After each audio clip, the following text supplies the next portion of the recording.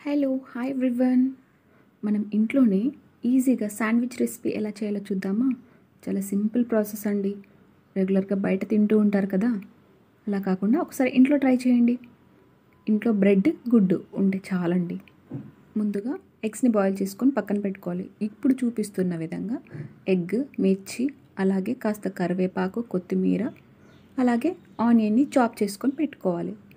ఇప్పుడు చూపిస్తున్న విధంగా ఎగ్ యాక్ని ఇలా పౌడర్ లాగా చేసుకొని అందులోనే మనం కట్ చేసి పెట్టుకున్న ఎగ్ వైట్, మిర్చి, అలాగే సన్నగా తరిగి పెట్టుకున్న ఆనియన్స్ వేసుకోవాలి. నేనైతే క్రీమ్ కూడా వేసుకుంటున్నానండి. క్రీమ్ లేకపోతే మయోనీస్ కూడా వేసుకోవచ్చు.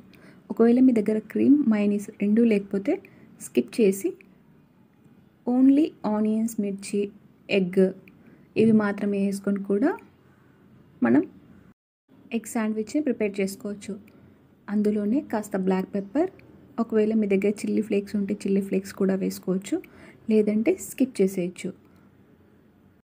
నేనైతే ఆరిగానో, చిల్లీ ఫ్లేక్స్, అలాగే కాస్త క్రీమ్ కూడా వేశాను. మీ దగ్గర లేకపోయినా పర్లేదు, అలానే కూడా ట్రై చేయండి. ఈ రెసిపీని చిన్నపిల్లలు చాలా ఇష్టంగా తింటారండి. ఒకసారి ట్రై చేసి చూడండి. అయితే ఒక పెన్నం పైన ఘీ లేదా బటర్ని అప్లై చేసి బ్రెడ్ని 2 సైడ్స్ టోస్ట్ చేయాలి. ఒకవేళ మీ దగ్గర బటర్ లేనట్లయితే ఘీని కూడా వేసుకోవచ్చు.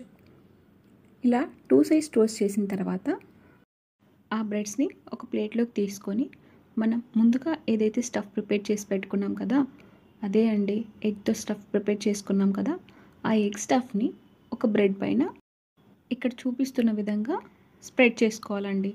స్ప్రెడ్ చేసుకున్న తర్వాత మనం సర్క్యులర్గా ఎగ్ బైట్స్ని పెట్టుకున్నాం కదా, ఆ ఎగ్ బైట్స్ని కూడా అలా డెకరేట్ చేసుకోవాలండి.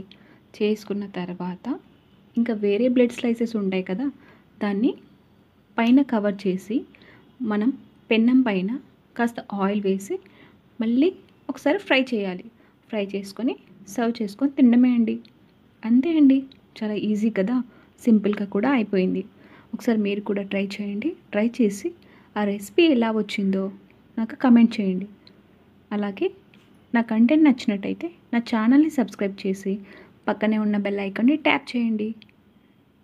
ఇంకేమైనా రెసిపీస్ మీకు కావాలంటే కమెంట్ చేయండి.